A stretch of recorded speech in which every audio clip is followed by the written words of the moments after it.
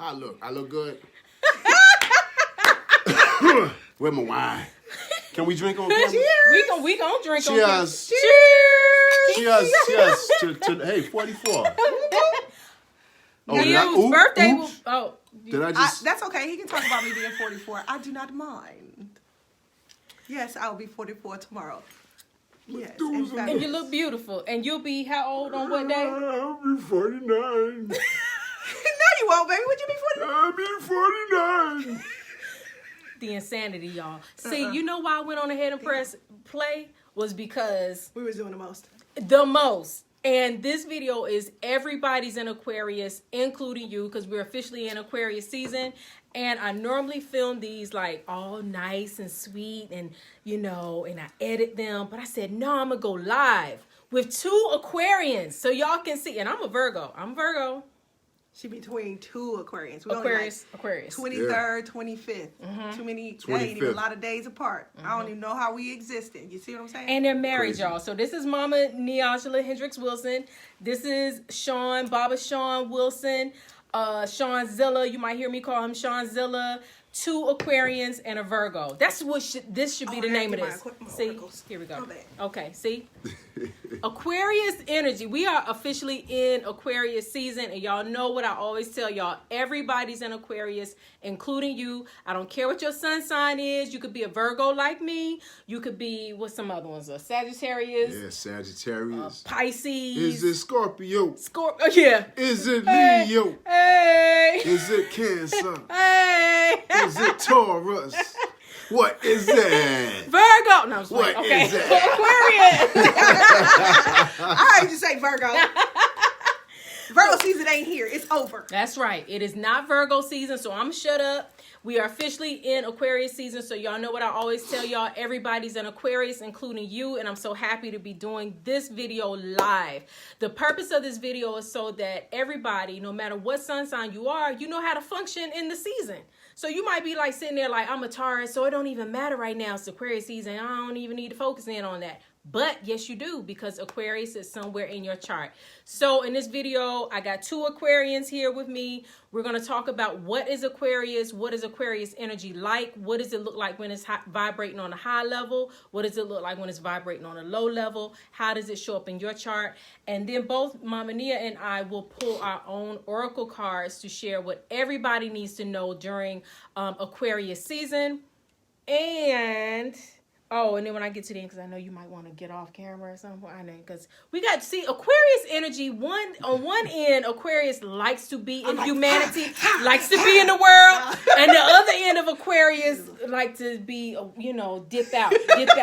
So which end of Aquarius are you floating in? Okay, so anyway. And so towards the end, I'm going to go through each one of the signs all the way from Aries to Pisces and tell each one of you what you should be focusing on during Aquarius season. So, you know, I will allow you to leave at that time if you want to escape from... I'll see. Show my ugly face, it's fine. Doing the most. Everybody's in Aquarius, your including face you. is beautiful, okay, baby. so... oh, okay. Now they're going to make love. Got me on my bad shit. I got to sit here and suffer through the... your bad my shit. razor's broken. Beautiful. Okay. I need a razor for my... You ready, T? Go ahead. Ask your question. Everybody's in Aquarius, including you. Okay, so real quick before we get into it, make sure you like, subscribe, share. Mama Nia and I have an event coming up on February 7th. You want to tell them about it? Yes, we're so excited. February 7th between 6 and 8 at the Bell House campus. There used to be the Bell House. Now it's Bell Campus at 2400 Summit Avenue. On February 7th, we will be hosting the secrets to amplifying your abundance through crystals and astrology. Yes. So you want to make sure you're there. I did put a link in this video, so make sure you click on that link and it will take you to the event that we're talking about, so you can get your tickets. Make sure you get your tickets before February 7th so we know who's showing up, who's coming, so we can be prepared for you. And so that's it. All right, so let's go ahead and jump into it. It is officially Aquarius season. Whoop, whoop. Whoop, whoop. And, all right, so I have 2 Aquarians here.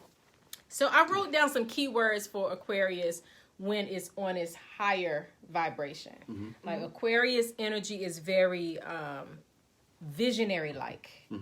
Y'all seem to kind of just know. Like that's the one of the key words for Aquarius is I know. Okay. Y'all want to speak to that a little bit? Why y'all be knowing things? Sure. We like to have like a precognition or something? Yeah, sometimes it's almost like y'all just have an awareness or almost like a psychic ability sometimes, or y'all just know something, a sensing. Oh, well, that's it. I don't know about all of that, but I can tell you, I do recall reading something by Linda Goodman. She had this book. I think she came out with it like in the 70s, I think. Sun Signs. You heard of that before. So when I flipped, of course, naturally, I flipped to the Aquarius section first. And it said, Aquarians are futuristic. We live in the future. Sometimes we're not grounded in the here and now, and people have to kind of bring us down to earth. And we're kind of like this, this futuristic thinker. And we like to innovate by thinking, I don't know, 5-10 days ahead, maybe 5-10 years ahead. Yeah. And a lot of the inventors were Aquarians for their insight, their futuristic insight. I don't know, for me personally, yeah, I've been in situations where I called it. Jobs that where I felt like the employer, the ship was sinking, bad news before it happened. Hey, the ship is sinking. You guys might want to start looking for other employment. And 6 months later, I was gone before the ship sank. And then 6 to 12 months later, I would have people calling me, hey, yo, you were right. The company would belly up. So now that you mention it, there are key markers in my past where I look at and I go, all right, yeah, I made a little prediction. But I've never looked at it and said, oh, I'm a Nostradamus, nothing like that. But I do tend to think in terms of future tense. And it could have something to do with being an artist too. You kind of have to keep your anticipate things before they happen. That's true. What kind of artist are you, sir? Yes. Visual artist. Okay. Yeah. What does that look like? Man, I wish we had some of your art right here. We do, actually. Okay, so while they're looking for that, look at this right here. Look at this. I mean, just look at this wood piece right here. Okay, it's something in there. I don't want to. What is that? A button? Yeah, a button. And then we got a whole Trash. table. Sorry, y'all. I mean. So this is like a wood piece that I turned out of some regular pine wood years ago. And then we get funky with it. See, what Sean isn't saying right here, and what I notice about a lot of Aquarian people, a lot of people with that Aquarius energy, y'all are so creative, but not in the same way like the water signs, like this, a lot of times Pisces and Cancer and Scorpio. We get different with it.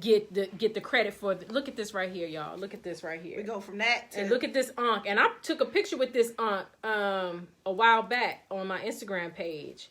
But what I know, this is so beautiful. And then we get funky. Then we start making jewelry. I can't. And then the jewelry. And if y'all could see the house and just see all of the art. The thing I noticed about... when you're bored and don't have a life, you can make stuff like that. But see, that's so Aquarius-like. Like man. The Aquarius mind. And those of you who are watching now or in the future, who are not sun sign Aquarians, again, everybody's in Aquarius, including you. So Aquarius is somewhere in your chart. And wherever Aquarius is where you tend to think outside of the box. So you didn't have to have, for example, I'm not saying, I don't know what you did to do this, but... you probably was just like, I want to make stuff out of wood. Yeah, I just want... And just taught yourself. Yeah, you know what I mean? It was just a gift. Actually, this was just a gift from my father, but I ended up liking it so much that I kept this one and made him a bigger one, made him a better one. And this was just out of... I saw some scraps laying there, and that's the other thing. When it comes to supplies like wood, paper, paints, brushes, old things, I can't throw them... If they can be repurposed somehow, I will try to breathe new life into them. So that's the other thing. I'm not a hoarder or anything like that. It's just if I see value in repurposing something, and I know that it could look good someplace else other than the scrapyard or garbage pail, then I'll try something with it. Then you the visionary. You got your visionary mind can see what to do with it. Yeah, I try, and rest sometimes of us she'll give me Earthlings. ideas too. So I know. So Nia, you jump in here as she gave me a table. both masculine Remember the and coffee feminine. table? Look, that's the. Oh my God. So Look, Nia you had gotta Nia Look had at an this. old coffee table she bought from IKEA. She said she didn't want it anymore. She was gonna throw it, take it to the dumpster. I said, Turn it around no, so they can- don't take it to the dumpster. It was a big square table. So I just said, all right, well, give it to me. And I just kind of cut it up, and Look at that. I just cut it up and, made this. Just a ninyami in the middle. Okay, do y'all see? Table. But do y'all hear Just a side, end table. do y'all hear the humility? Like I just made a little table. The rest of us sun signs would be like, first of all, Virgo, if I did something like that, oh y'all go look everybody, look at the table I made. Y'all just don't even understand how perfect it is. But what's so interesting, I find with a lot of Aquarians, which is interesting because y'all's opposite sign is Leo, which is the ego, right? And so a lot of times y'all step outside of the ego self, but y'all still shine like Leos. You know what I mean? Y'all still get that kind of recognition or visibility like a Leo, even though y'all don't necessarily want it. Or y'all don't go for it. I think sometimes we do function in our ego. I think that if Aquarius is honest about who they are, one of the things that I've learned about Aquarius people or Aquarians is that when we are good at something, we believe we are the best in it. So the reason why we're like that is because we actually take the time. We do the research, we do the studying, like we will go to, go as far as getting an education in it. We'll teach ourselves on all types of different modules. We're constantly seeking, continuing education. So I think I think it makes sense to me why Leo is this opposite of an Aquarian, because we attract a lot of Leos. So even if we're not in a relationship with a Leo, which I wouldn't advise Aquarian to be in a relationship with a Leo, because they would always be pissed off, because Leos are very strong-headed individuals, and they're also, the whole idea is that they're lions, right? They have a tendency to be really quiet, yet very forceful. But we love their energy. Leos, Virgos, Leos. And Leos. One of our closest friends, Baba Paulo, was a Leo, and we both had a love-hate relationship with him. Like we would love him. We'd be like, but he get on our damn nerves when he gets so anal retentive, because he was very, very. But he's right. He was right. I think he challenged us. Yeah. And I think that's the reason why we became frustrated with him sometimes, because he saw where we were lacking. He saw not our weaknesses, but just certain dynamics about us that were lazy, and but he would also challenge that. No, but so here's the thing, and we talk about this all the time. Aquarians know we are abundant. We always know we're abundant. Yeah. So money to us means you can come to us and be like, I'm gonna pay you $1 million, and we'll look at you. Okay, I'm still not gonna do that for $1 million. It wouldn't matter to us. Money for us is not equated in dollars. Money for us is equated in abundance. It's in an abundance come in love, and your desire to want to give, your desire to want to be in a space of knowing your worthiness, like your strength and your power is something that we look forward to having around us. So we love leaders. We tend to want to be around leadership and people who stand in their own really well.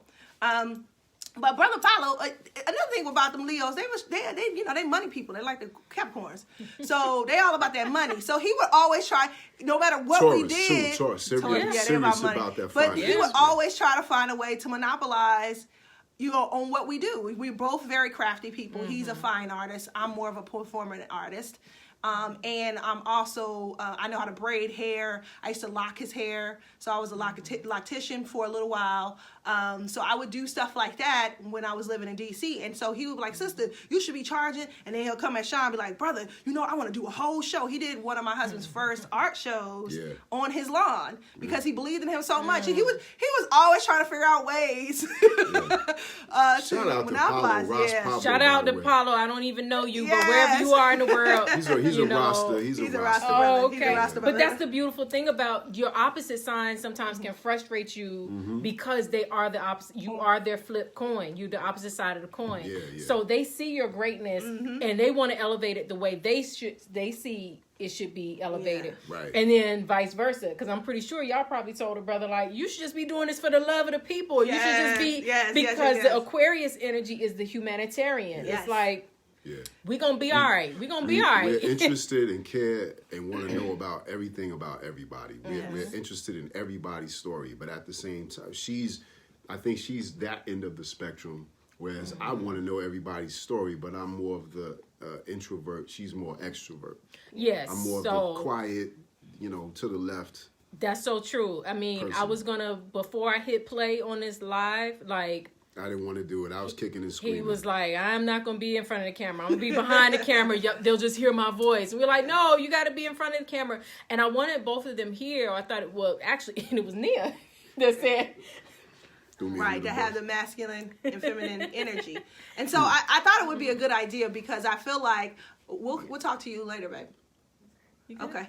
She's an Aquarius too. She is our daughter's Aquarius. And she did a video with me a couple of years ago. She was the only other person that did a video with me for everybody's an Aquarius. Awesome. Yep. Yeah. So but I told Sha to come on because I felt like a lot of times people don't think that Aquarians can coexist. And so we are only 2 days apart.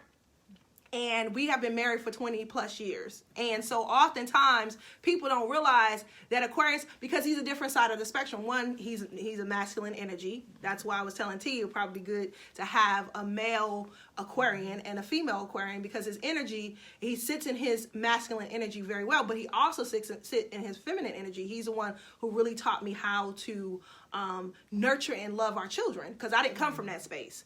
So I was more on the other polarity when we first met of a more I had a very nurturing spirit and I had a very loving spirit because that was something I cultivated. But my nature was very hardened because I grew up with a mother who didn't play. So she was very masculine in her energy. So although there is gender specific realities, a lot of times in your relationship, especially Aquarians, we tend to flow really well. And because when I am hard and he can be soft, and when I'm soft, he can be hard. And it kind of flows really well because we understand balance of the masculine feminine energy. And I think that's a gift of Aquarian. When you were talking about earlier intuition, for me, I've always had, for those who know anything about the Yemoya offset energy, that is my destiny. And so I tend to I've always had this uncanny ability to see things. Even when I was a kid, my mother would say things, girl, you scare me. I don't know where she would say, I don't know where you come from, but you ain't from us. She would say that. Now, my family is originally, I found out much later as I did my genogram and found out more about my family tree. I found out that we originate from New Iberia, Louisiana, and New Orleans. And so that's how I found out that was also something, if you know the mystical magic of New Orleans and Louisiana, you would know that that's our juju house in America. In America, that's our African centeredness and our spiritual power. So fast forward to find out that I got into all these systems, Yoruba, the Asera set, and learn more about the Akan tradition. I found out that was something I was pushed to because that was always who I was. And so when we talk about intuition, when I finally decided to sit in it, my spirit was almost freed up. It allowed me to become more aware about things that were happening around me. So that intuition kicked in full speed. But when Tonya talked about the cultivation part, it's because I cultivated. I actually went through classes and rites of passage and initiation to better learn what that intuition was all about. And that's how it became more, if you will, amplified. Had I not done that, I still would have been, truth be told, I'm gonna tell you real talk.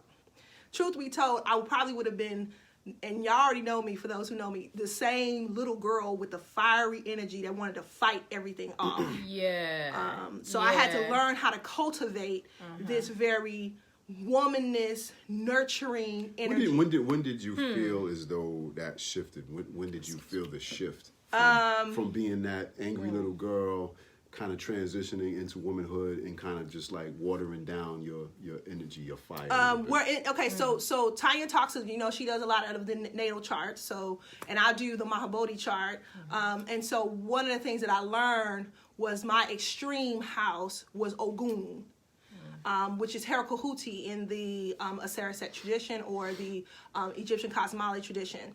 And so once I learned that Heraclehuti was my father in terms of my extreme, I better understood why I like blood. So I was the person who was always, of course, there was some trauma there growing up, but I was always a person who wanted blood. And it's still like that, isn't it? And it's still there. It doesn't go away. We watch a movie and she gets excited when everybody dies and then they get the machete. So I'm a Lord of the Rings. I'm a Throney, yes. Like I'm all of those. John Wick and she's John Wick, all of them. Oh, yeah. But when I learned, getting back to the point of that, I would say when I start cultivating, so when I became more in tune with the tree of life, I would say, and when I became more in tune, when I was taking all those classes in the Asaraset community and the Kemetan culture, I learned more about the power of the deifications of my energy. And so once I learned that, I better understood that I wasn't crazy. So for a really long time... so late teens? Early I was 20s? about 18. Okay. Yeah, so once I was about 18 in terms of age, that because I had a lot of family. I had already cousins who were in the Yoruba, who were priestess of the Yoruba and the Khan tradition. So about time I got, 18, I was still playing because I was like, that's that African stuff. I don't know if I want to go that deep. They be shaving their head. Next week, my cousin got on all week long. I don't know what that's about. I'm going to wait till I get old enough for that. I'm good. So I was like, yeah, it just looked like it's a lot of work. So eventually I became a part of the tradition as well and a practitioner. And with that taking place and a priestess in it, I then better understood in the Asaraset community, I would say more so, they taught me a lot about cultivating my spirit and that all of us have an animal spirit that exists within us that needs to be tamed. So let me speak to that right quick, because a lot of the Aquarians that I've met, and even when I'm doing somebody's chart, because again, this video is everybody's an Aquarius, including you. So even when I'm doing somebody's chart and I find where Aquarius is in their chart for them, if it's not cultivated, it is the part of their lives that can be really out of control. Or the part of their lives where, like when you just said, what'd you say? You said, I realized I'm not crazy. You know what I mean? Yes. Because what I find with a lot of Aquarians, and then wherever Aquarius is in your chart, is that because you're so future thinking, or not even just future thinking, you're outside of the box. There's always, what I find for a lot of Aquarians is that it's a part of you that always feels separate from the group, and you don't understand why, especially as a child. Like you might think a little differently, you might like things that's a little different, and then you realize that you're the odd one in the crew, you know what I mean? And that can make somebody feel crazy, you know what I mean? So, and then I have met a few Aquarians, I have dated one or two. So what was your experience? What was your experience, Steve? Was it a negative experience? Yeah. I don't know, we got time. The thing about Aquarius, what my experience when I dated an Aquarius, at least twice, maybe even 3 times. Damn. Child. I'm gonna sit back and listen. The Aquarius energy is because it's so intellectual without seeming intellectual. Like sometimes people want to show off how smart they are, right? But what I find, or my experience has been with Aquarius men, because, I've dated men, that intellect just comes real smooth, like they don't be trying to be like, I know this and I know that and I'm smarter than you and you're a dumbass and I'm the smartest. You know what I mean? It's like they do that. But they can. But it's different. So because the way my brain thinks, I'm always wanting to know. I'm always wanting to learn. I'm always reading. So that would always be kind of the gateway. But if they were uncultivated Aquarius energy and they always felt like they grew up feeling different than everybody else, then the moment that trigger happens for them, it's like a hurricane. It's like a whirlwind. It's like, I mean, the arguments would be, you just be like, where did all this come from? I don't even understand it. Yeah. You know, so, and that uncultivated Aquarius energy can feel like a hurricane. That's really what I'm feeling like. When it comes in like a hurricane, and the rest of the world is like, I don't understand why this person is this mad. I don't know, you know, what happened. But then also like wherever Aquarius is in your chart, like I was doing a chart for a young lady who was actually a Pisces sun sign, but where Aquarius was for her, she and she actually experienced a lot of like I think she was diagnosed bipolar. Okay. Because she always felt yes, yeah. And she just, and what was it? It was in the house of like her rituals and habits and whatnot. So with Aquarius being there, if she didn't have healthy rituals and habits, daily habits in her life, then she would just go into almost like a manic state, you know? That makes sense. That makes sense a lot. I mean, Sean can give light to it, but quickly, I'm just going to say, I just realized that in my sickly, I'm an Aquarian. Ooh. So that means that that's my default too. Like even when I'm in my worst, I'm going to default, which is why I meditate and pray and do rituals. Aquarians are very much in tune with this universal love and this universal energy.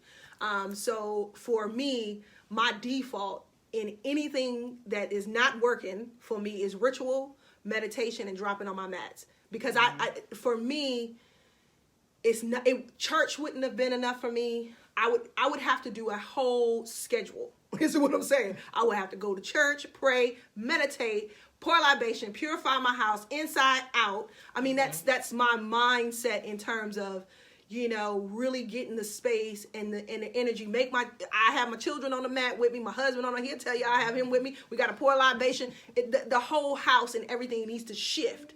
You understand what I'm saying? Yeah. Everything has to get in tune when I am sick. And it works. Yes. It shifts the energy.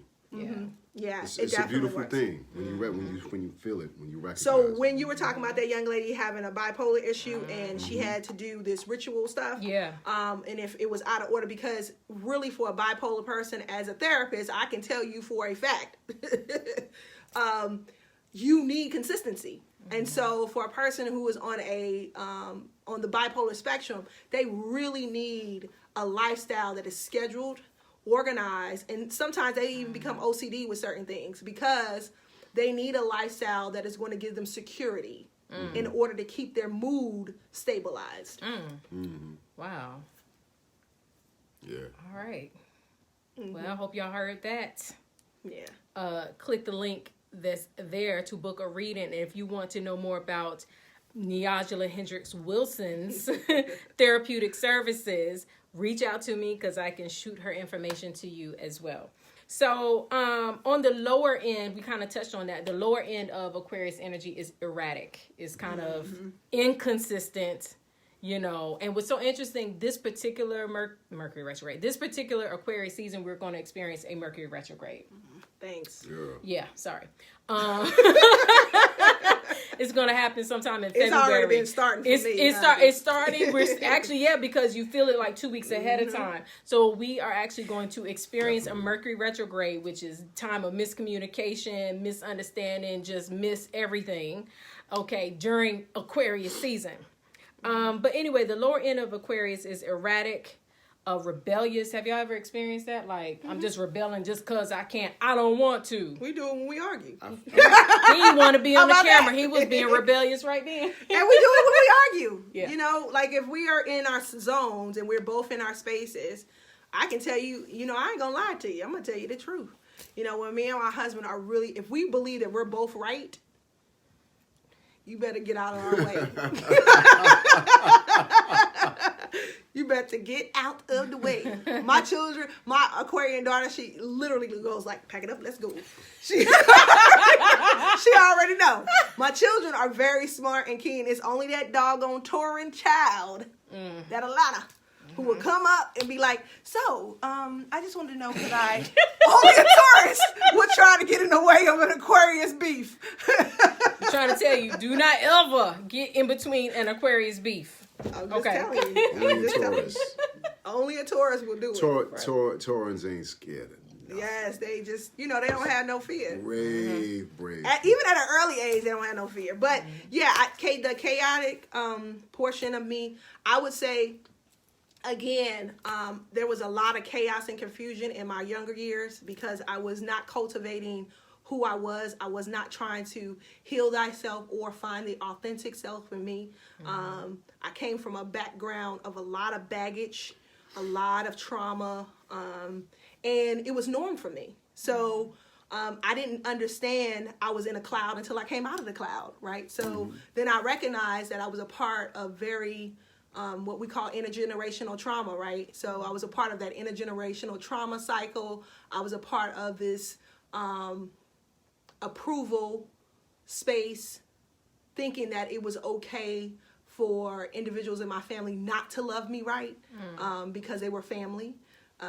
I accepted a lot of toxicity in my life because I was trying to win my mother's love.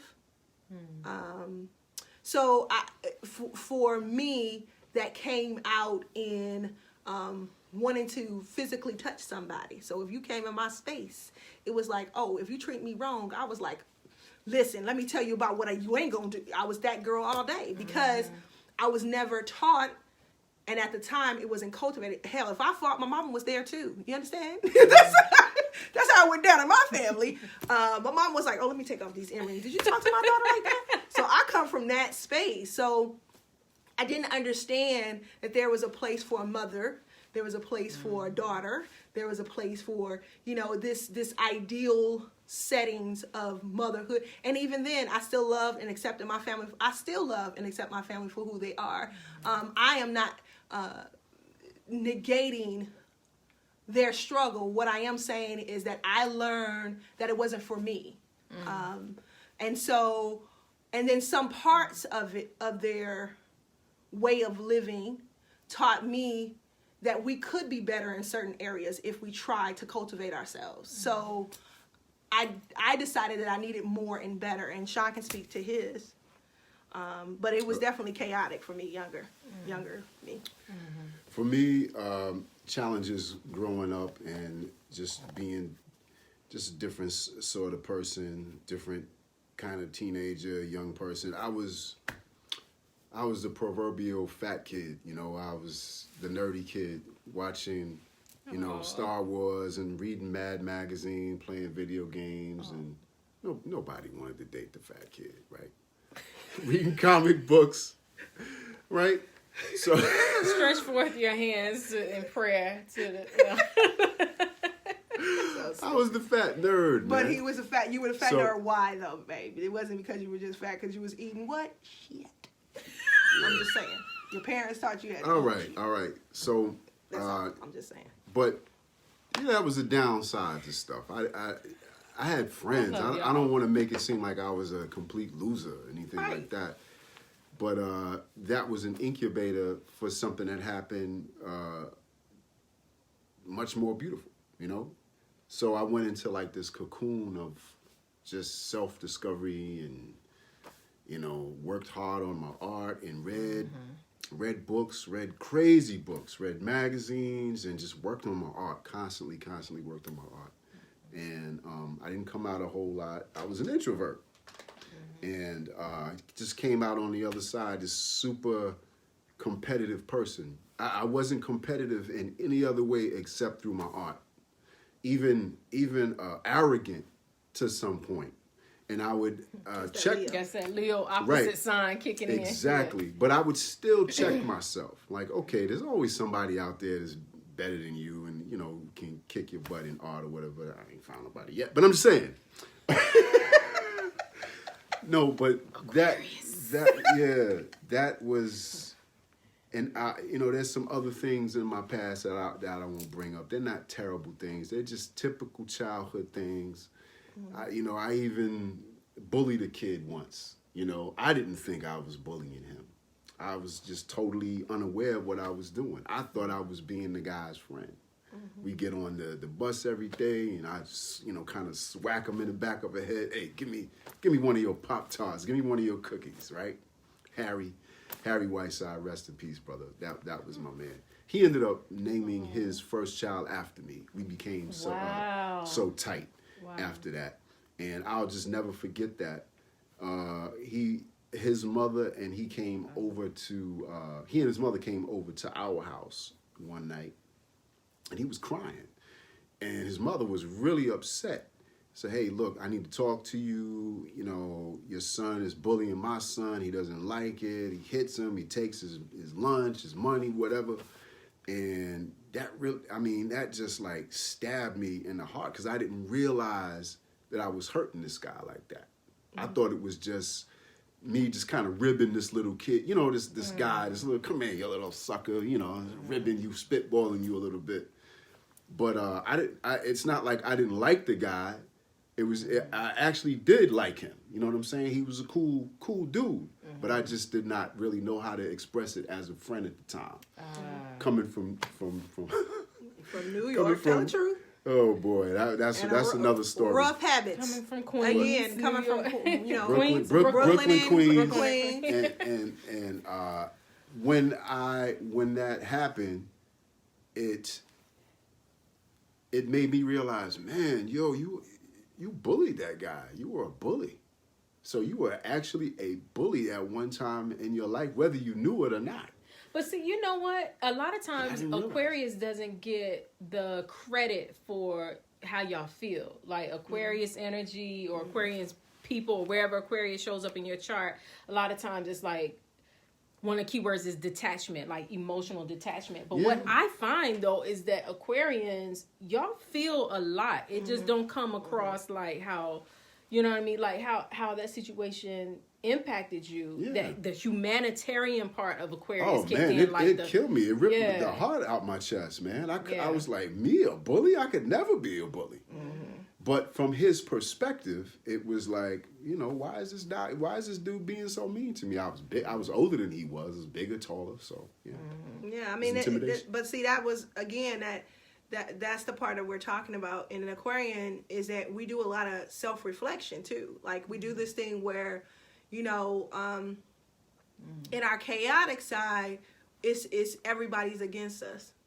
The world is against us. On our chaotic side, we're all give an example. What you mean? We blame everybody for our stuff. Let me say this right here. Going back to when I said I dated a few Aquarians, everything was fine until that individual person would feel as though, like, as a Virgo, I don't realize that sometimes the things I say, they're just an observation to me. I don't realize that they could hear it as a criticism. Yeah.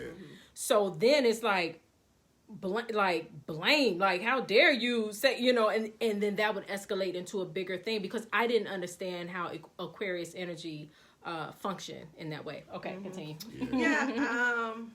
I'm birthday. Sorry. You were saying you feel like the world is against you. Oh yeah. So you just kind of I'm getting that 44. You do feel like the world is against you. You just kind of feel like, oftentimes if you are not, again, I own my journey of healing. So for me, my mother, my sisters, my family, everybody was against me. You couldn't tell me nothing. My uncle even said to my husband when he came, he was like, yeah, when Lily was little, she just was so angry all the time. We were trying to figure out what was wrong with her, like, why was she so angry? And when I look back on what he was talking about, he didn't know my story. He didn't know that things happened to me. He didn't know a lot of what I was dealing with because we norm death. I found my father having a heart attack and a stroke when I was 9 years old. I found his body. Then shortly after that, my mother lost her home. And then shortly, I keep on going. My point to you is what I've learned is that trauma is low repetition, high frequency. Yes. low repetition, high frequency. So it's not the same thing, but it's high frequency of traumatic events or negative, what we call negative life experiences, right? So I had a lot of negative life experiences, although they were really little. I had at least 6 negative life experiences by the time I turned 6. I had seen at least 3 to 4 deaths and found one.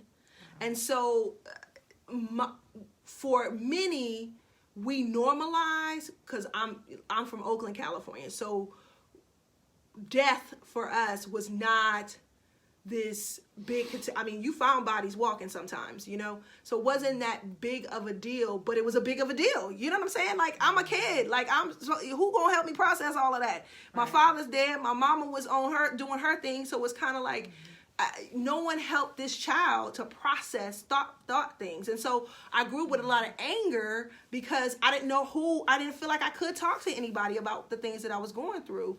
And so what am I saying here? Well, even if you want to live your best Aquarian life, your life experiences can interfere with you cultivating your true self and your true Aquarian, that humanity, that self-reflection, that intuition, all the positive things that come out of being Aquarian can be stunted. You know, quite frankly, it took me 20 plus years to get to this cultivated part of my Aquarian, and really accept, you know, that I'm a caregiver, I'm a lover, and for a lot of people, they can't accept that, because I'm not gonna do this whole thing where I walk into a room and you get a 0.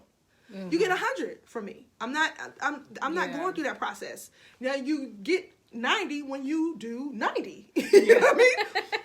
And that was one of the things I had to learn about Aquarius energy, is that it's very genuine. You know what I mean? Wherever Aquarius is, it usually is very, very genuine.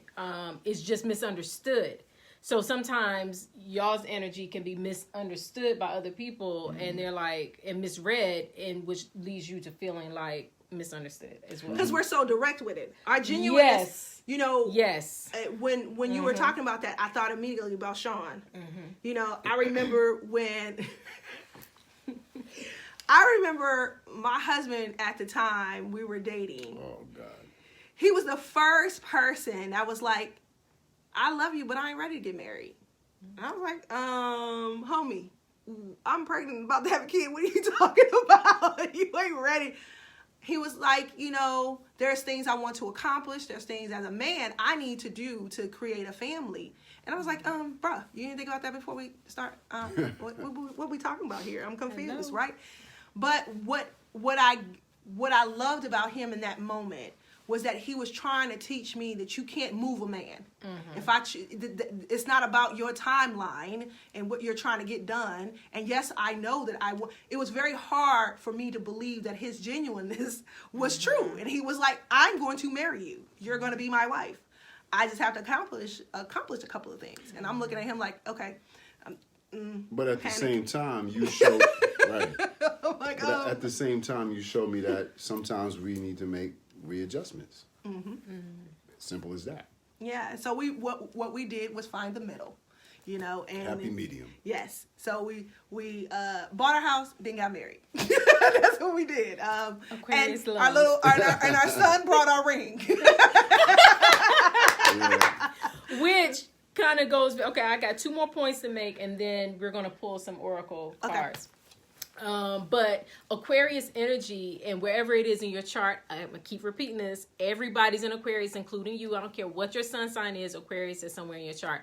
But wherever Aquarius is, it usually does rebel against the norm. Like if there's a blueprint to do things, the Aquarius energy in your chart will be like, oh no, I'm going to do it.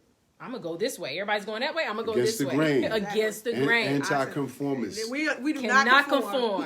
And, you know, and that Even was when one we of, conform, we don't conform. Yeah. And you only conform on your own terms. On your That's own right. basis. And it will still be something slightly non-conform to the conform. Yeah, it's just hard for us to, you know, accept.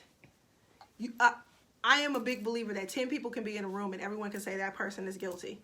And I'm going to be the person to say, but you don't know their story. So it may not be that they're guilty, and you may perceive that they're guilty, but are they really? And what is your lens that you're looking through to say that that person is guilty?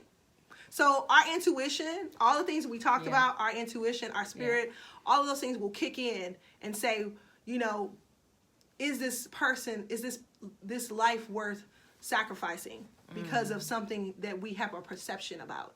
And so we will fight to the end for humanity. We believe that all things deserve space. Even bugs and animals and all of that stuff. We are free lovers too. We're really big about the love concept, you know, and you got me on camera saying it, but it's very true. I can't control my husband's love. I can control mine, but I can't control his. Although he's my husband, I don't own him.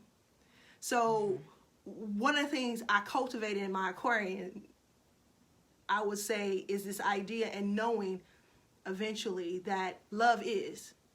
And you know, and that can go any way. It's very ebb and flow. It's crazy. I heard another Aquarius woman make that same kind of statement that they were talking about how, okay, I hate to do this here, so cliche.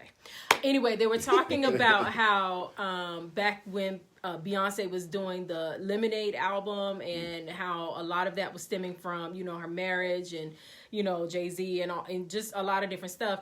And I heard this woman who I know is an Aquarius say, you know, if that's how Beyonce feels, I totally understand that that's how she feels. But I already know you can't control a person's love. Your love is your love. And so maybe that works for them, or she can be that mad about it because that, you know, I'm not saying Beyonce shouldn't be that mad. But, you know, she was saying as an Aquarius, I understand also that love is so universal that you cannot control how another person loves. And I was like, wow, that was, you know, I mean, she went into way more better detail than what I just said, but that's pretty deep. It's like controlling a storm, man. You can't. You see the clouds, you feel the winds coming up, you feel the pressure drop in the air, and you can't, because you know there's a storm coming. You can't. It's either get in or get out of the way. Yeah. And you until can't it blows control over. it. Until it blows over. And you can control whether or not you want to be there for the storm or not. Right. But, you know, you can't make the storm not be a storm. Yeah, that's true. So I thought that was very interesting. In my own chart, Aquarius is in a part of the sky that deals with work and routines and all of that kind of stuff. And I used to always wonder why, as a Virgo, now Virgo has a reputation of being very, you know, detailed and focused. And if you get a good job, you stay there for 30 years and you do what you're supposed to do. And I couldn't understand, like, why am I not that person? Like, I will work somewhere for like, you know, a year and just be like, oh my God. And then start, well, maybe 3 years, and it started getting lower and lower. Do you feel like a Virgo most of the time? Yeah. Okay. Yeah, I do. I do have a Gemini moon, so how I emote is a little different than what people would assume for a Virgo. But a lot of times I do kind of feel like a Virgo. So my Virgo brain was cussing my own self out, like, Tonya, why can't you be like all the other Virgos you know, and like be steady and, you know, working for somebody and being focused? And that is so anti-Virgo. And when I understood my chart, Aquarius is in the place that deals with work. So I always am non-conformist when it comes to work. And even when I was working for somebody else or in the office, I would always like, okay, well, I'm going to be there, but I'm going to be 10 minutes late just because. Like, it was a part of me that always just could not conform all the way, you know, and understanding that part about me freed me up, because I literally, when you talked about the Aquarius energy, if it's not cultivated, you start to feel crazy. Yeah. I felt normal in every part of my life except for the work arena. I was like, what the hell? My mentor he's a Virgo. And he's very meticulous. He's very detail oriented, but he's an artist, so he's got that same thing going on. He doesn't want to have a job. He'd get a job, stay at the job for a few years, and then he'd be doing his own thing shortly after. It might be your same chart. It might be, yeah. Yeah. That's a hard He's position. very much an artistic mind. I mean, we he's the only person I get on. He's probably, Jose is what? I guess he's approaching 70. He's in his late 60s. He's the only person I can get on the phone with and easily spend 3 hours on the phone just talking about everything and anything. You might be the same chart as Tonya. That sounds like y'all about the same chart. But yeah, I definitely think that the flow of an Aquarian will definitely be a nonconformist. I try to work with agencies. I've always tried to do that thing, but I mean, I just can't. I've tried. I contract presently.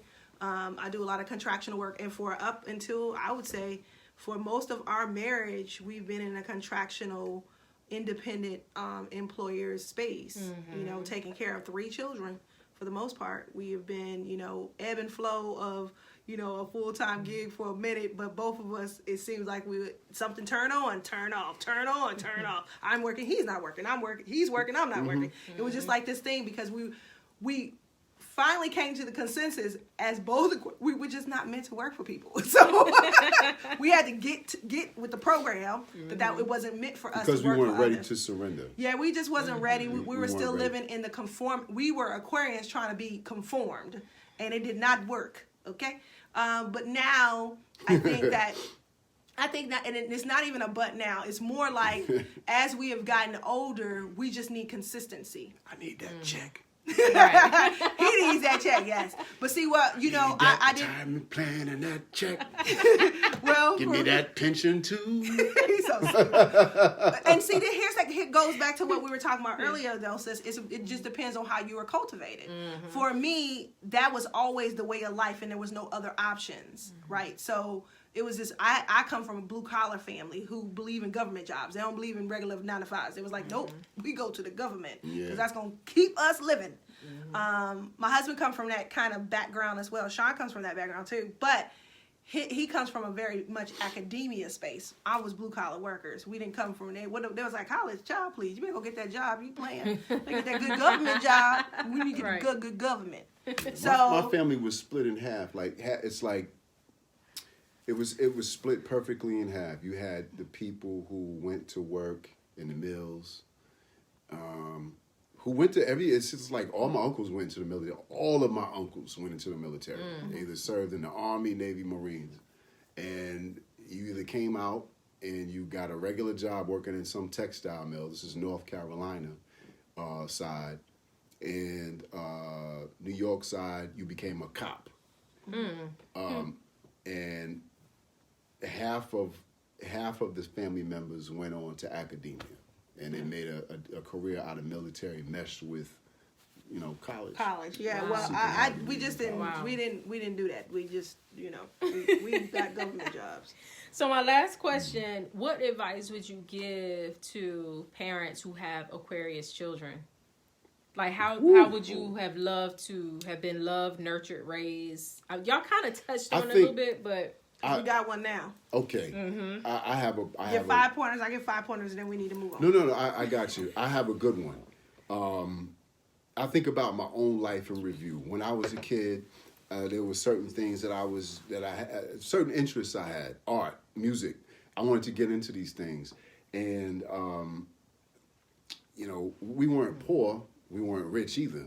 So if I wanted something like a new piece of equipment, I was the kid with this. I was probably the only black kid within a 500-mile radius with a synthesizer. Right? I was into that stuff, into music, into connecting boxes and mixers and turntables, and I still do it to this day. I wished somebody back then had just recognized it and saw it for what it was, and took me under their wing and just kind of nurtured that energy, that creative energy. or bought me a paint set, or bought me a sketch set. Like, my father's an artist. He never bought me a paint set before. He never bought me. He's an artist. He's a nice artist too. Oh, I didn't know that. He Wow. made patio furniture. I thought he was just. Yeah, my I father's thought he was just nature person. No, I get it from him. I get my artistic verve from him, and Wow. he gets it from his mother. So my grandmother is the one who really passed it on to us.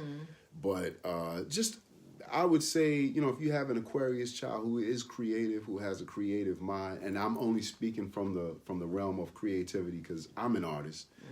If you see anything, any spark in them, just pour gasoline on it. I mean, if they have an interest in the piano, get them a synthesizer, get them a drum machine, set them up with a computer where they can create music.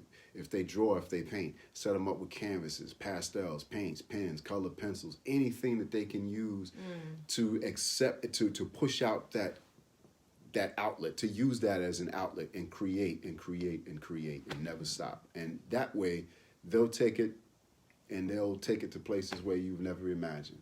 And we try to do that with our children too. So if my daughter, like for instance, and I'll end on this, I'll always ask them, hey, I'm going to the art store. Do you need something? My daughter will hint around and say, oh, I'm out of pencils. I'm off to the store, and she's got a pack of colored pencils just like that. Paints, brushes, whatever she wants. Because I want her to have that stuff available to her to create. I never want them to feel as though they're restricted, their creativity is stifled or restricted in any way. Always give it a chance to grow and nurture itself. Yeah. Thank you. Same here, pretty much. I cultivate it from the perspective of activities. So I tend to create activities in the household. So I'm very much a balanced person because I want to barter. I want to give them what they want, but I also want to give them what I feel as though they need to be creators of this world. So all three of my children are artists. And they little bad artists too. They good. So, sometimes that's difficult though. Yeah, all three of them are artists, and they have variations of artistry. So my oldest son is your traditional. My son is a traditional artist. He really believes in traditional platforms, but he also believes in he's a traditional platform, and he's learning more about business. So his mind is between the business and artistic expression. He's that kid who would do nothing in school and pass all his tests because he knew the game. So he was like, yep, not doing the work. But I tell you what, you're not going to flunk me either because I'm going to get that A. And I'm going to get all my EOGs, 4s, and 5s, so you can't keep me back. So he was that kid, and his light became bright and was on when he went to college. One of the things that I did to ensue this idea of college and prepare him for that, I would say we did, I'm saying I, but what we did was really cultivate him in culture and tradition. And so it helped him a lot, even when he later disclosed to me that he was bullied. He later told me how him knowing who he was and, you know, going to his ancestors and things of that nature, that really helped him. So cultivating this idea of traditional culture, I can just tell you that really saved my children. I mean, when they are out of order, they know that they can meditate. They know that we have a rites of passage pledge that they can say. They know that they can wear their karases or elekes on their neck to empower and instill certain things.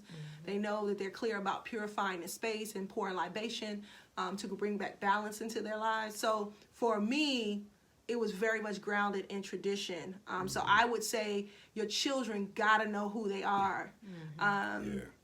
If your children are unclear of their culture or their ethnicity, and so we like to just say everybody's black, but I have light bright children. So, you know, most people think my children are biracial, and they're, you know, they are, but they aren't, right? So it's this idea of grounding them in who they are. So I then gave them that identity. So I said, yeah, okay, fine.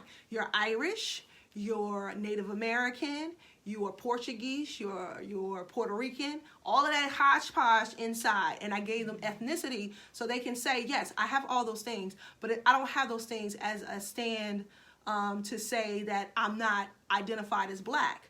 I understand that that is a part of my ethnicity, and I don't deny who I am, but I'm grounded and I live the culture of actually not even black, African tradition.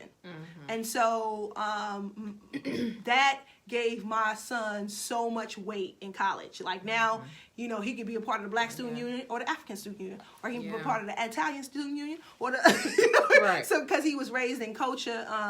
I come from a very mixed race family background. So my immediate family members are, you know, of mixed race. And so my son, when he goes back home to California, sometimes he's like, so wait a minute, is that your family member? Yes, it's a long story. Yes, that's your cousin. You know, right. And so it's that kind of thing. So I raised them in culture. I really taught them tools on meditation, libation, and those kind of things. And then I would say also too, if you're going to cultivate their gifts, and their talents, hold them accountable to it. So if they want to be an artist, they want to be a model, hold them accountable to being a part of that work. And so I held my children accountable. At first, my daughter wanted to be a model. Then all of them wanted to, you know, sing. And I was like, okay, so we're going to go to this show. We're going to go to do this and that. And they were like, okay, this sounds like work.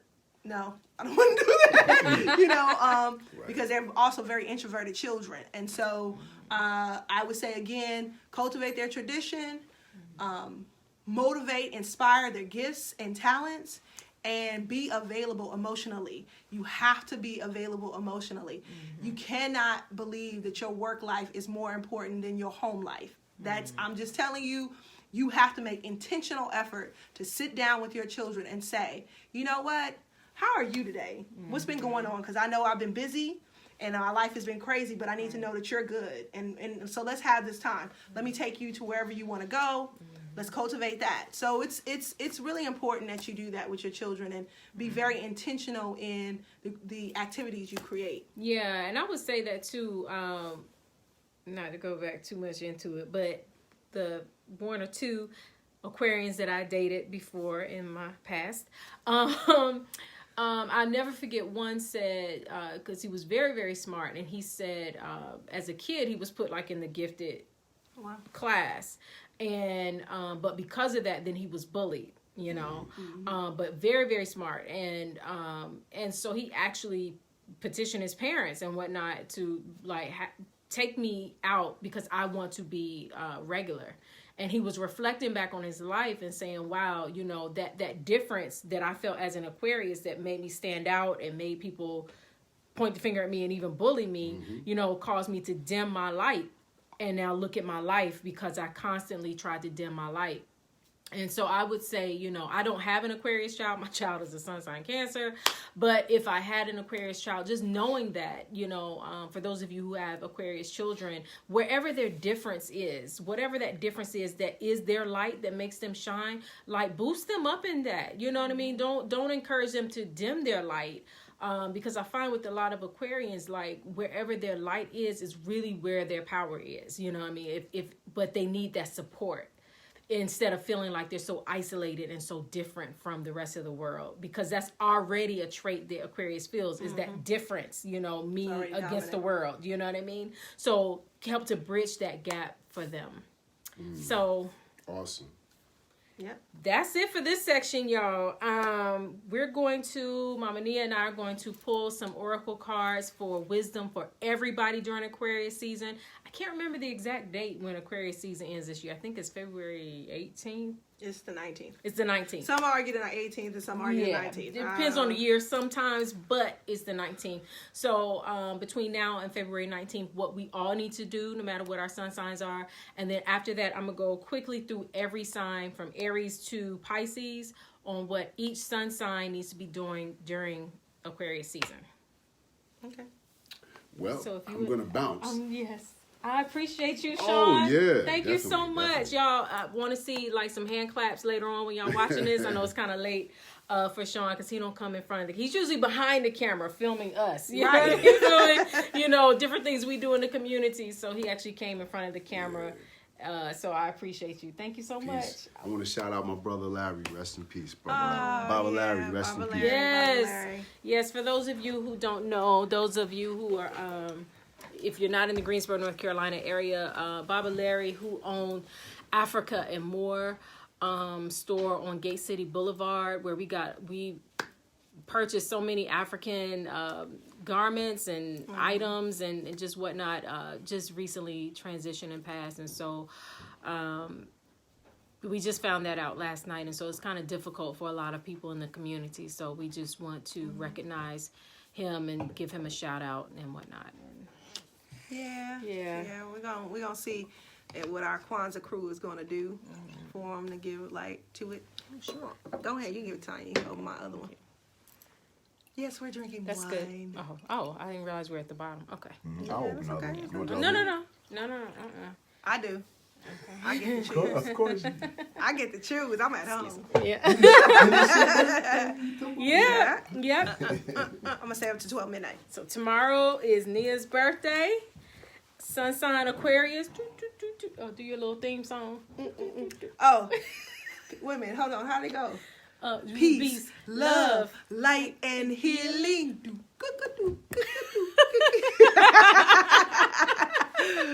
Hey, Chrissy, you better not say, if you watch this video, you better not say nothing about my duka duka.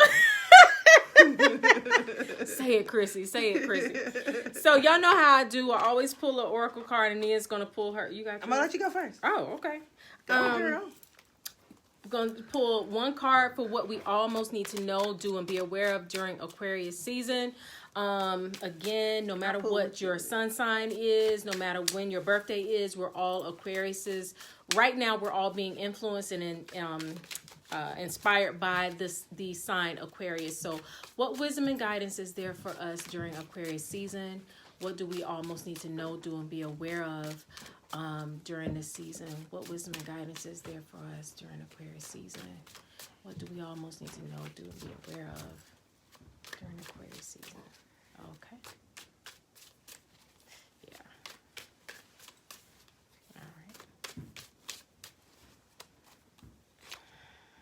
All right. I pulled the Wheel of Fortune. The Wheel of Fortune, when I see this card, it's interesting. We're talking about Aquarius. You know, you can't really pin that energy down. The Wheel of Fortune, a lot of times when people see the Wheel of Fortune, they only think about good fortune, right? But the Wheel of Fortune can be good or bad, but you control the wheel. And so this season, during Aquarius season, no matter what sun sign you are, we are all encouraged to understand that we control our own wheel of destiny, of fortune, of fate. You know, will you align to your purpose or will you not align to your purpose? The outcome that you experience in your life, the outcome that you will experience even this season will be based upon the energy and effort that you put into it. You know, when you think about the Wheel of Fortune, even the game, the Wheel of Fortune, right? When people spin the wheel, sometimes they get, you know, they won $1 million. Sometimes they won a car. Sometimes they go bankrupt, you know. But it's all on how they spun the wheel. So how will you spin the wheel in your life? How will you be an active participant in your own destiny? When you know your destiny and your purpose, it's up to you to be responsible and active in engaging the universe in that process. And so the Wheel of Fortune can go either way, but you determine which way that wheel will spin for you. Sure. So you put one. Okay. So I use the what is called the Medu Natir cards, oracle readings. They look like this. And they turn around like this. This is the Wajet 2, Ma'at, and Hatep. Actually, 2 Chayas and Wajet Hatep. Wajet is an energy formation. So it really talks about what you think is, so shall it be. So you have to be mindful of your thought process. Wajet talks about this energy of it is not, we have opposite polarities of masculine and feminine formation of energy. Wajet is more a heated energy, whereas Nekabet is more of a water energy and a psychical energy. Both are very intuitive energy formations, but Wajet is something that you have to, when you think it, it manifests. So you have to be very mindful on how you process your thinking. Your thinking during this time of the Aquarian, which is also steeped in intuition, you're going to have to be very mindful about what you think, because it can manifest pretty quickly. And if not balanced, it can cause harm. So it's kind of the same thing that Tonya was saying, and this talks about more, that it's more what we call more auspicious because the way it's open. And so you have more of a capability of thinking positive thoughts and bringing in positive energy and formation. But when you bring in that energy, be ready to deal with it because it's going to manifest. So that's that Wadjet. And typically if we get Wadjet readings, we look for what we call another Madu or a deity inside of that reading, which is what we call Heteru Oshun, and then Yemeya Aset, and that is Tim Chayes, Tiamat. That would be, again, Tim Chayes, Tiamat. So, when Tonya was talking about something earlier about your fortune and your will, well, in the readings that I have done, is talking about the way it's closed to, or the way can be closed. Now, in the Madunatary readings, it's really more about what's in your way rather than saying that you can't do a thing. It's just saying that these are the things that are in, that can be obstructions to the way, right? So any reading is flexible to change if you do the work, possibly. Sometimes, not all the time. So this Heteru or this Oshun reading talks about the idea of being open to creativity, being open to, and you got to be mindful because it's closed. It's saying that you, in order to open this way, you have to be more creative. You have to receive your blessings in a way of abundance, but how you get to that abundance is going to be really important. It's going to be important on, I'm just saying to you, in order to open the way, you have to be mindful of how you are living your best life internally with peace and joy, and externally through your beauty, okay? This Aset Tim Ma'at talks about the lack of intuition. Well, let's go for the positive side. You need to cultivate your intuition. You need to cultivate cultivating your intuition, cultivating your nurturing, cultivating your love for your children and your family, cultivating quiet time and intuition and spending time with God. That is what that Aset is talking about, really cultivating your God self in the world. Now, it says it's closed, which means that you really have to work hard on not doing those. You know, you have to work hard on making sure you do those things and not be in a place of what we call fatness. Just sitting and being settled and not really cultivating yourself. So we do this thing where we'll, with that Aset is talking about the idea of just sometimes sitting there and praying and wishing for a thing to come. No, you have to cultivate that. Wow. You have to meditate regularly for that to come to you. You have to think about how that will look. You have to visualize, because she talks about intuition and visualization. So you have to visualize your will and what you want to come into the world. You have to be mindful of, again, this is also how you treat the whole in your family and how you nurture your family. With Aset, it really cultivates from this very nurturing and loving space, but it's within a home out. So so whereas Oshun Heteru is outside in, right? So it's this beautiful thing that happens, but you got to do a lot of internal work to make that beauty shine. Aset says you got to do a lot of internal work to bring the beauty out. Okay? She may not look pretty, but she can. So Aset is the woman who got the rag on her head, but when you taste her food, you like, oh my, what is this food? Good. You felt like she nurtured your whole life. She done gave you some food that just like, you can't believe how good it is. And it only took her like 2 seconds. And you're like, is this really her? What is she do? That's the kind of thing that you have to do with your mind, body, spirit. You have to really nurture this thing. And so a good diet, a good cleanse would be good around about this time. Man, we were just talking about that too. So a good diet, a good cleanse. Really watching your thoughts as you do this diet and cleanse, being creative, being motivated, and nurturing yourself. So this really centers all together around this idea of creation, motivation, nurturing. Set sits on helping the will to come forward. And because she is the mother of Heru or Shango, so she helps to motivate. That's why you got to nurture yourself, because she helps to motivate the will. Oshun, Heru helps to bring forth the creativity, the peace, the love, and the joy. But it can't just be external. It has to be internal. And then with the Wajet, it's bringing all of that in, saying, with all that, you better watch what you're thinking, because it will manifest. Wow. So a lot of times people, are so like wanting things to manifest very quickly, like, and thank you so much, because I didn't tell Nia before. I just was like, hey, can you pull some cards too? And that was my first time doing a live reading, because I don't do them. Are you serious? Now, this one right here, I don't do 'em. Y'all used to seeing me doing readings. This one right here, but that Aquarius energy, you got to catch her when she wants to do it for you. But I would say she is a master reader, so I didn't know you had never done that. I don't do them live. I mean, I tend Yeah. to do them private. I don't really do them live, because, the readings are really for the individual. I think this is a good opportunity and a good space for me to kind of just kind of do them, openly. I don't have a problem with doing them openly. I'm just not an openly person like that. So I care to do them a little bit more privately. And I'm not, this is not a, for me, readings are so personalized. I am learning in this wave of life that, I can be a little bit more open. I still probably won't do it again, but I'm doing a J right now. I probably won't do it again.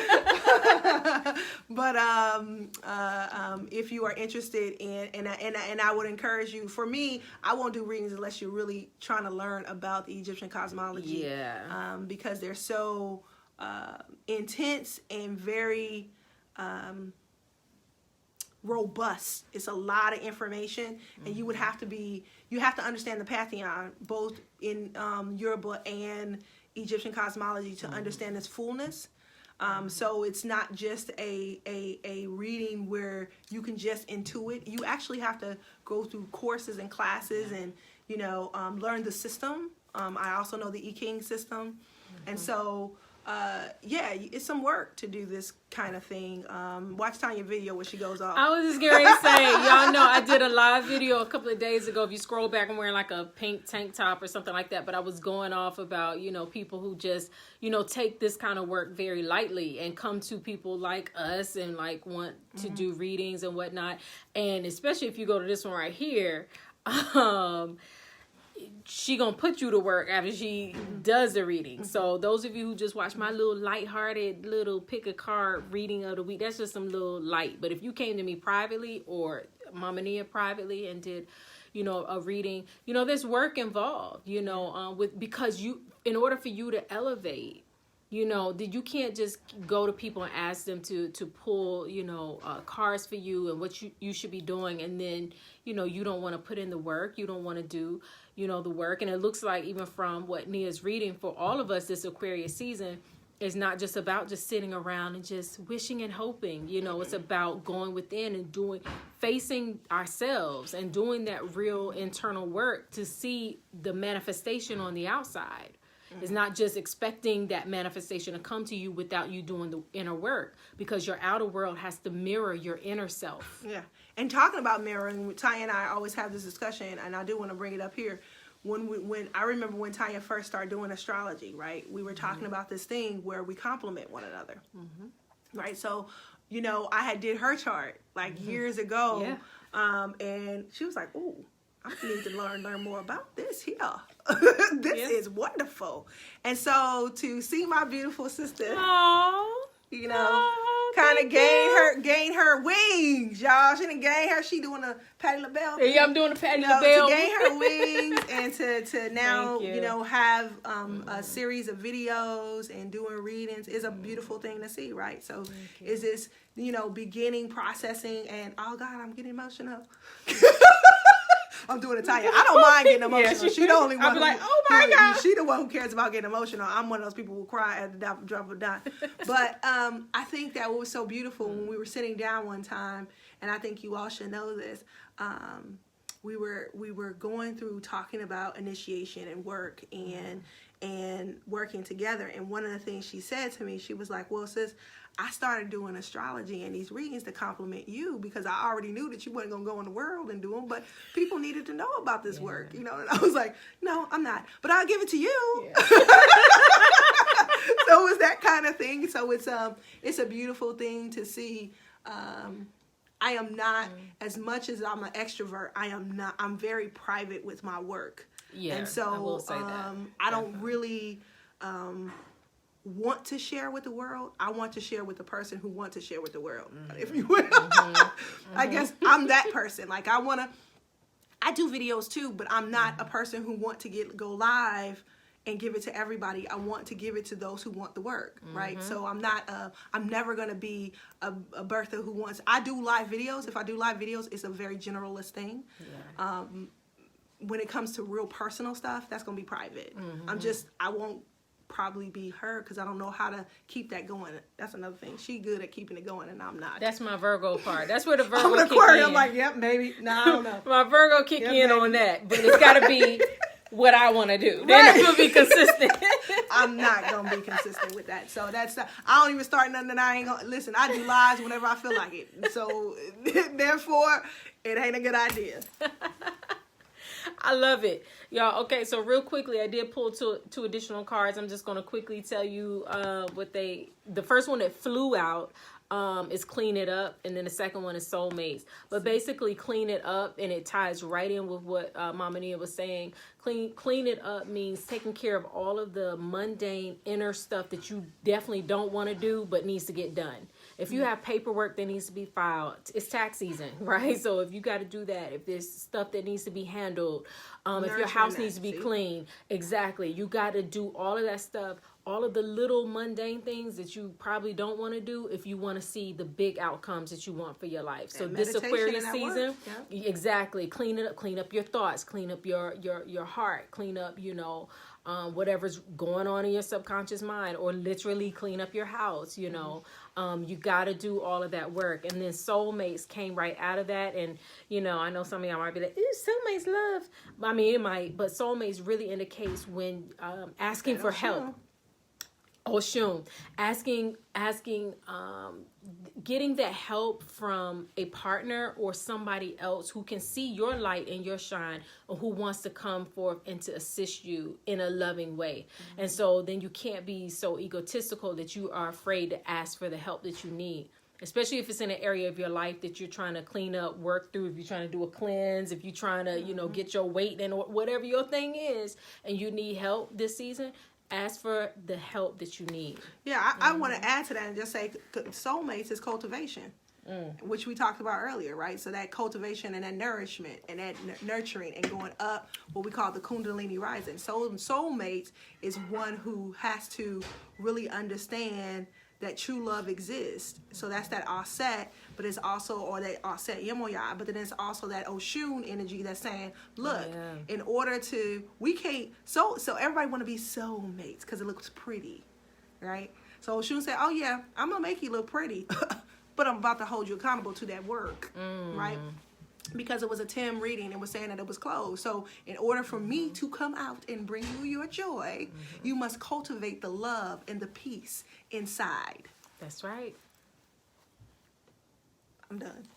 That's it. Ashe, and I want to see y'all doing it this Aquarius season. As a matter of fact, comment down below how you are cultivating that love, how you using that Yomosja Aset energy to do the internal work. You know what I mean? To have the outcome that you want to have for your life. How is that then reflecting back to you in that Oshun kind of way, that beauty, that joy, that creativity? How is that flowing back into your life? And how are you controlling your own wheel of fortune? Are you just sitting there waiting on somebody else to spin your wheel?